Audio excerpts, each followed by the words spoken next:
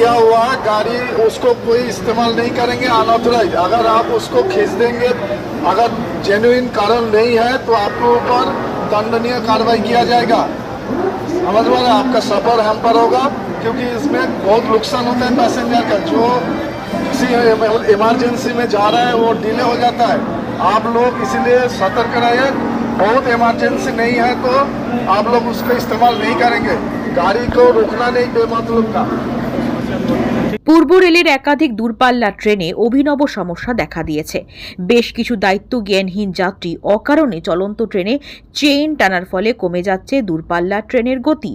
এই সমস্যা মেটাতে রেল কর্তৃপক্ষ জেল এবং জরিমানার ব্যবস্থা করেছে। সাধারণ যাত্রীরা মনে করছেন কোনো সিরিয়াস কারণ ছাড়া যখন তখন ট্রেনের চেইন টানা ঠিক নয়। এই ব্যাপারে যাত্রীদের সচেতন করতে উদ্যোগ নিয়েছে রেল।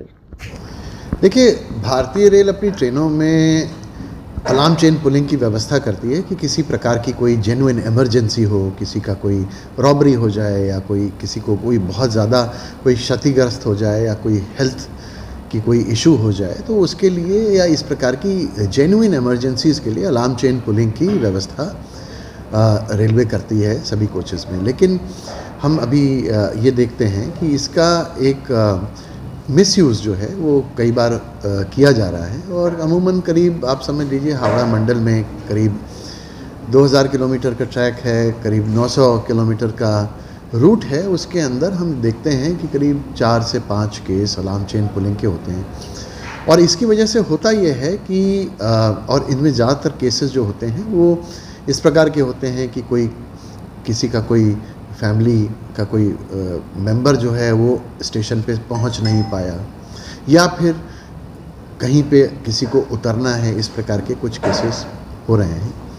तो इससे होता ये है कि एक या दो लोगों की कोई प्रॉब्लम की वजह से, जो कि इतनी जेन्युइन नहीं है, उसकी वजह से 1500 से 2000 आदमियों का गंतव्य में जाना आना लेट होता है। और प्रॉब्लम ये नहीं होती कि जो ट्रेन लेट हो रही है अलार्म चेन पुलिंग की वजह से, उसके पीछे जो गाड़ियां हैं, बाकी जो रेलगाड़ियां हैं, वो भी डिले होती रहती हैं और इसका एक कैस्केडिंग इफ़ेक्ट होता है। तो ये समस्या को हम लोग सुलझाने के लिए हमने हम लोग एक तो एजुकेशन प्रोग्राम्स तो करते ही हैं, साथ में अभी एनफोर्समेंट को भी बहुत स्ट्रिक्ट किया गया है। हम लोग सारे केसेस में अमूमन आज की डेट में अगर कोई परपेट्रेटर है तो आज की डेट में मुझे नहीं लगता कि कोई भी केस ऐसा है जिसमें कि ऑफेंडर को हम पकड़ ना रहे हों। हम उनको पकड़ रहे हैं।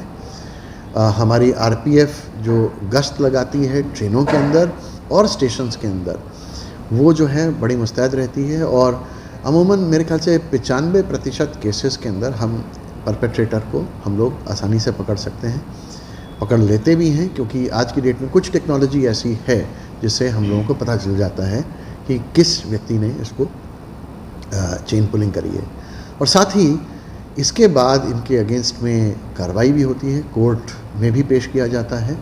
और साथ में उनका एक क्राइम का रिकॉर्ड, क्योंकि ये क्राइम है एक तरह का, तो इसका क्राइम का रिकॉर्ड बनाया जाता है, फ़ोटोग्राफ्स लिए जाते हैं, डेटाबेस में डाला जाता है। और रिपीट ऑफेंस में काफ़ी कुछ और प्यूनिटिव एक्शंस उसके अंदर किए जा सकते हैं।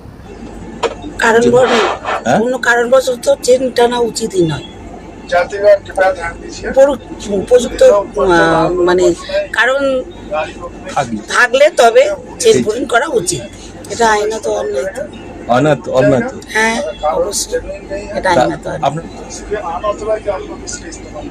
এটা মানে উপযুক্ত প্রমাণ সাপেক্ষ করে তাকে শাস্তি পাওয়া উচিত। আপনার নাম? সঙ্গীতা নস্কর।